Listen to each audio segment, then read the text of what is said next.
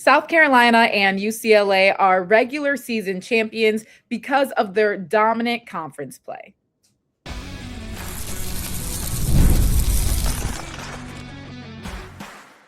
You are Locked On Women's Basketball, your daily podcast on women's basketball. Part of the Locked On Podcast Network, your team every day. Welcome, everyone. You are on Locked On Women's Basketball, your team every day. My name is Clea Butler, the sideline reporter for the Chicago Sky, and thanks for being an everydayer and making the Locked On Podcast Network the #1 sports podcast network. Today's episode is brought to you by FanDuel. Use your profit boost on an NBA future and get entered for your chance to win for a trip for the NBA Finals. Play your game with FanDuel, the official sports betting partner of the NBA. Alongside me here is Golden State Valkyries radio analyst Sophia Jones. Sophia, what should we be on the lookout for today? Seasons flew by this year, and it's go time as chapters are beginning to close. Let's take a look at our roadmap for the day. We're going to get into some senior night tears that were shed and some NCAA stars that we won't be seeing, at least on the college courts, for the rest of the time, but we'll hopefully see them at the next level, as well as Unrivaled and Angel Reese's impact being able to help the Rose clinch a postseason berth. However, we are going to start off with the outright conference champs in South Carolina and UCLA. We're going to start with South Carolina, who was able to clinch this title after a win over Ole Miss on Sunday. They defeated Ole Miss 85-48. Now, we have to give some credit to Ole Miss. They have been playing a lot of games lately. They have been going back to back to back to back. They were able to keep it close to start, but South Carolina on senior night was just kind of rolling. This was not senior night for them just yet, but South Carolina was just rolling, and they rolled their way to a regular season title. Yeah, like you said, Ole Miss came into that game already with some tired legs, saw that fourth quarter where they could not connect from the field against LSU, and that definitely carried over. And South Carolina 100% took advantage. They were on their home floor. This was the opportunity, or this game was the opportunity for them to clinch that regular season championship. And they just came out the gate extremely strong and capitalize on Ole Miss's lack of strength in their legs under them to just continue to run and dominate the paint like they've been doing all season.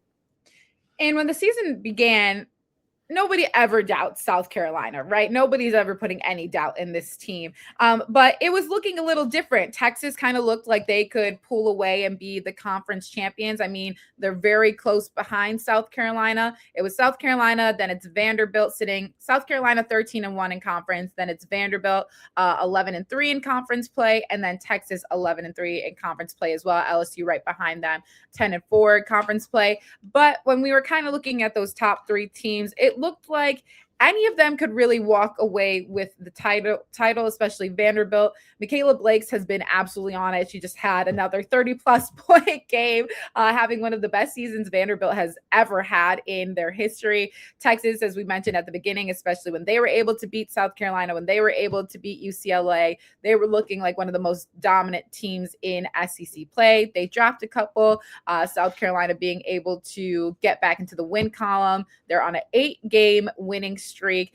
And this is the time where it seems like South Carolina always knows when to lock in and be playing their best basketball and their most cohesive basketball. What can we anticipate just for them going into the actual SEC tournament now? One of the biggest separators that I've seen for South Carolina, like you mentioned, has been that level of competitiveness that has just really increased throughout the course of league play. But after that loss against Oklahoma, that was their only one of the season, they consistently turn the page and come out on the other side better whenever they do experience these losses. So I think when you look at how they're matching up against ranked opponents as well, where they're looking comfortable in the majority of them, specifically after that Oklahoma loss, that's where South Carolina just continues to evolve and prove why they're always the favorites, or at least recently, in the SEC. Looking at a team that didn't lose a single game in conference play, UCLA secured an outright Big Ten regular season championship. This is their first outright one in program history. We have talked time and time again, just the amount of seniors and veteran leadership that this team has and how comfortable they have looked being able to surpass their Big Ten opponents. They're 27-1 overall. That one loss of the season coming to Texas. But they were able to secure that win after an 80-60 victory over Wisconsin in Los Angeles. This is a big one for UCLA too, because when we're looking at another team that could possibly win a title, I know all the UConn fans don't yell at me yet, but the possibility of being a strong contender for winning a title, when we are looking just how dominant this team has been, I mean, they're on a 21 game winning streak. They haven't lost since Texas. And being able to remain undefeated in a conference like the Big Ten, when we're comparing it to, even SEC play, Big 12 play, ACC play, one of the most elite basketball conferences. And when you're looking at just that core that you have between all your senior guards, between a Lauren Betts, they are just going to continue on a roll. I really don't see them stopping. The closest game recently for them in Big Ten play was against Michigan, but they still came out on top. That game was in Michigan as well. So they're going on the road also and continuing this dominant switch. Looking at some of that travel, and for UCLA, for them to travel almost 4 or 5 hour flights almost every single weekend and continue this high level of play that they have been is a real testament to what they've just built within that program. But when you have that seniority leadership, that's a huge reason why they're probably feeling some of this desperation. And like, if it's not going to happen now, it's not going to happen at all. I think the last 2 years, UCLA specifically has had really solid teams. They've been at the top of their conference, on top of the AP poll for a while, but they haven't gotten that national title. So that is where a lot of this, again, go time mentality is starting to activate. Yeah, they've gotten just so close the past 2 years, like you mentioned, but not able to finish out. And it's what you said, I think such a good word for it is just, it's a little bit of desperation. This is their final chance with this group of players to really try and win a national title. And I really would not be surprised if we saw a UCLA, a UConn, a South Carolina in there. Realistically, this is going to be a Final Four team no matter what. It's what is going to happen after that game, which is really going to cement what this team was able to do. But obviously fantastic past couple of seasons. They'll play one more game against USC. USC coming off a disappointing loss for them against Ohio State within Big Ten play. But we will see how that one works out. But either way, UCLA has cemented that they are the conference champion. So one more before they start to get prepped for Big Ten conference play, as well as the March Madness tournament. But another one, not necessarily an outright win for them, but TCU is at the top of the Big 12, and they are now within one game of being able to win the regular season for the Big 12. They just came off of a significant win over Iowa State. They erased a 13-point deficit in the fourth quarter for an 80-73 win, largely due to Olivia Miles, who scored 17 of her game-high 26 points in just the fourth quarter and finished with a triple-double. What other standout stats did Miss Miles have in this one? Well, whenever you look at the assist number, 10 is amazing. She also ended up with only one turnover, which is huge for an Iowa State team that does try to push pace a little bit. And of course, look for Audie Crooks when she is rim running. But when you talk about the finality that this season presents for certain players, Olivia Miles is one of them. And TCU was down the majority of the game. Iowa State even looked so far as to say comfortable controlling that, but something just clicked within Miles in that fourth quarter. She was extremely efficient and just really willed her team to that win, making extremely tough shots, setting up her teammates. She was just, quite frankly, doing it all. And I think for a player like her who senses that things are starting to come into an end for her college career, and also looking at her draft stock for the WNBA, things need to start happening, and she is making them. She is so happy that she decided to stay in school and be able to have this sort of season. I think it proves not only to, scouts, league, whatever the case may be, but also proves to herself the type of player that she is and the type of player that we saw her be at the beginning of Notre Dame before her injuries and everything that she had experienced. But if TCU wins their next game, which will be against Cincinnati, they will become the first team in Big 12 history to win back-to-back regular season titles within just 3 seasons of finishing in last place. So again, have to win in Cincinnati in order to do so. But coming up after this, stay with us because Angel Reese was the defensive boost that the Rose needed to make it to the playoffs.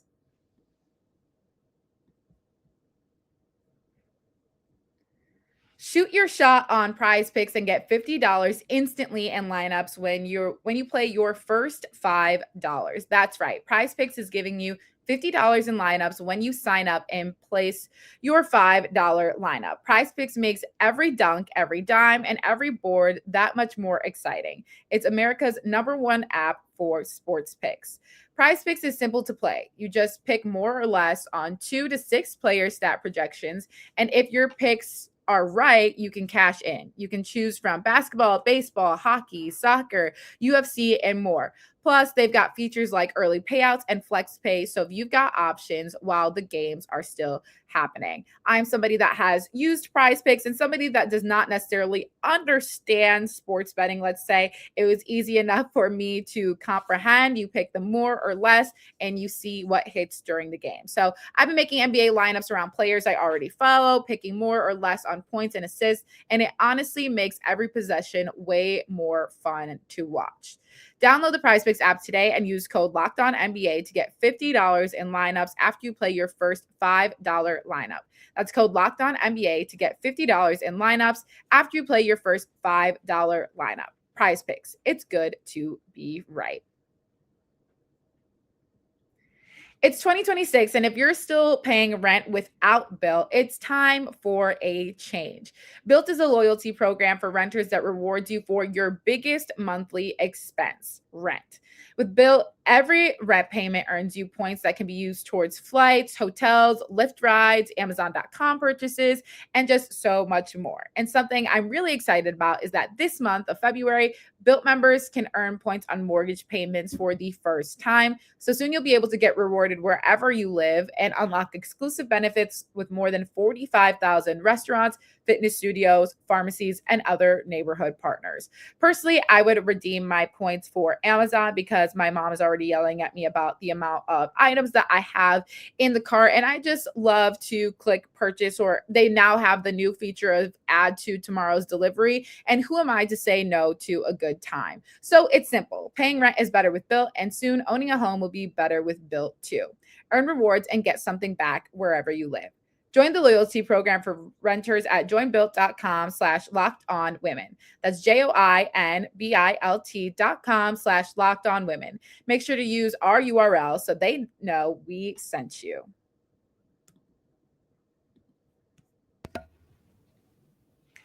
Everything is coming to an end, but that's okay. Most good things come to an end, but the priority is that they are going to come back eventually, and that's okay. But when we're looking at the end of college basketball season, it's already almost the end of Unrivaled 2, but we have to talk about the start of Angel Reese coming into Unrivaled in her second season, coming a little bit later, being able to get added to this Rose roster, but the significance of her being on this team. She has helped the Rose clinch a playoff berth, and a lot of that is due to her defensive prowess. I think we saw in this last game when they were playing against the Laces that she was the big time player when you needed her most. And we have seen that with her being on the Sky. We've seen that with her being at LSU. When you need Angel Reese to lock in and lock down, that's exactly what she is going to do. She was locking down Jackie Young. She had 3 defensive stops just in one possession. And I just obviously alongside of the rebounding, but truly what always stands out to her most is that added layer of grit for the team alongside a Chelsea Gray having a dominant performance. 100%. I think you could even take it back to the previous game where the game was tied and one more 2-point basket would have gotten them the win against the Hive. And she picked Sonia Citron, but they called a foul. Watching the replay, it looked clean to me, but that's just another matchup problem that Angel Reese presents. She one-on-one isn't someone that you can just take off the dribble at all. And as you mentioned, that grit that you're getting back. I think in her very first game back against the Hive, she, of course, scored on a putback rebound layup, and it was against a smaller defender, but she was still talking. You know how Angel does. And that is essentially what the Rose, it just gives an energy boost when the team needs it. Rose were on a slide recently, they were dropping games, and Angel, she just really helps to give that boost and help them return to that championship form that we saw from them last year. But they needed that win yesterday against the Laces. Laces were desperate themselves because they wanted to clinch the number 1 seed, but Rose eliminated that option, clinched a playoff berth themselves. And you mentioned when you have someone down low who is just cleaning up, being that rim protector. She had 15 rebounds last game against the Laces. That just opens up everything for the other players on the court. And you get performances like Chelsea Gray, who she's been outstanding all season, but last game finished with 38 points and tied the unrivaled record with 10 3-pointers. She was 10 of 14. Yeah, I think something that's so prominent about Angel's style of play too, and not to overly harp on her because she's on the Sky and obviously I'm going to support our girl, but I just think a lot of people love to draw light to the fact that she has to get putbacks or that it's like her own miss that she is putting back. We have to remember just the amount of defensive pressure that teams are putting on her. Obviously this is a 3v3 style, but either way, she has to deal with a lot of contact to prove that she can score. That is how I will phrase that. So the fact that she's been able to come in and, again, play cleanup in certain situations, but her impact outside of just that element. The fact that she can stretch a little bit, go out and guard a Sonia Citron. I mean, the fact that she's even getting switched on to a Jackie Young, being able to have that mismatch of size and speed, really, but stay with the play and have 3 stops. I mean, she followed her all the way back out to the 3-point line. She is a tenacious defender, and she's not going to give up just because she got switched on to a smaller player either. She is going to put the clamps on no matter what. If she gets beat, she gets beat, but she's going to make it very difficult for you to get past her. So that's my Angel Reese rant of the day. But when we're looking at other teams that were able to clinch a playoff spot as well, the Phantom are actually the number 1 seed. They are on a 6-game winning streak. Then the Laces are sitting at number 2 because of the Rose being able to kind of shut down those chances at a number 1 seed. Then the Mist and the Breeze are sitting at number 4. And then the Rose had their final playoff berth. Yeah, so this playoff picture is starting to round out a bit. There's two games today, and then every team plays on Friday. So it could really come down to the very last possession in finding out who is going to make the playoffs. And not only to have that or have the chance to fight for the championship, but these players, they get some bonuses when they make it to the playoffs. You also get priority in next year's draft. So there's a lot riding on being a part of that top 6 team. But Phantom really made a outstanding late push in unrivaled, riding this 6-game winning streak. It was looking like the Laces were going to be on top for a while, and they just came up through that consistency, developing that chemistry. Kelsey Plum being a part of that team, she definitely didn't take long to figure out the 3-on-3 unrivaled format, but Phantom is looking really, really strong right now. Can't wait for the playoffs. Can't wait for those semifinals that are going to be played in Brooklyn, so on and so forth. Who's going to win the championship this year? But stay with us because it was senior night this past weekend, and we're going to highlight some of the top college stars that are going to be in the WNBA soon.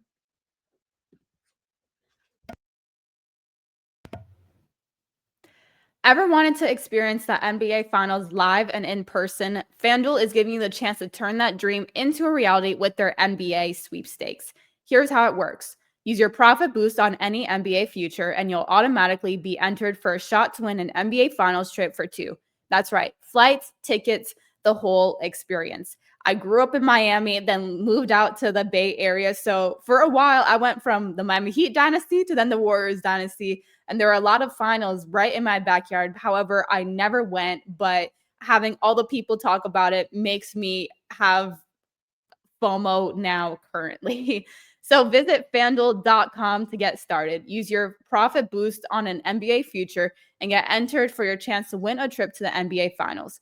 Play your game with FanDuel, the official sports betting partner of the NBA. Tax season doesn't have to take over your life. This year, TurboTax is making it easier than ever to just hand things off and move on with your day. With TurboTax Full Service, you can have your taxes done for you by a trusted local expert, start to finish, without the stress or the guesswork. So instead of spending hours trying to figure out your forms, you can meet with a local TurboTax expert in person or connect online. And keyword is expert. I am a new tax filer this year, and I am very naive, do not really know all entirely what I'm doing. I just cross my fingers, hope I'm doing it right, and that the IRS doesn't come for me. But TurboTax has the experts, so it's easy to just leave it for them. So for a limited time, you can have your taxes done by a local TurboTax expert for just $150, all in. If a TurboTax expert didn't file for you last year, just file by February 28th. Take taxes off your plate and get back to your life. Visit turbotax.com/local to book your appointment today.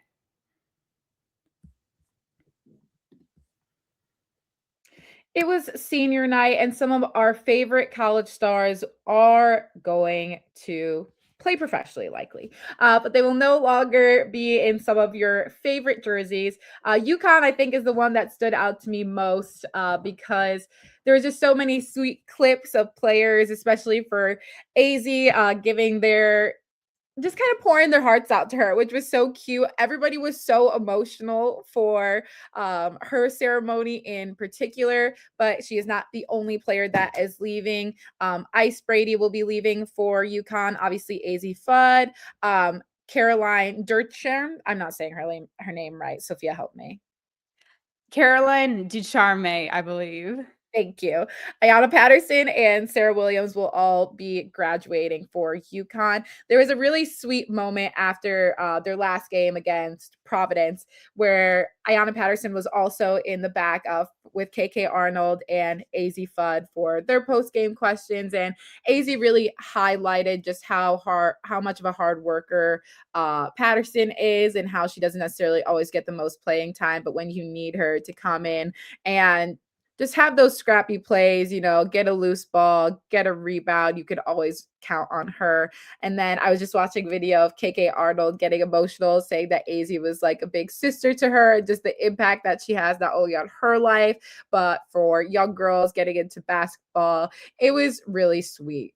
So this UConn team, even from last year, obviously with Paige leaving, but I feel like for a lot of them with AZ leaving too, it's really hitting home for a lot of them.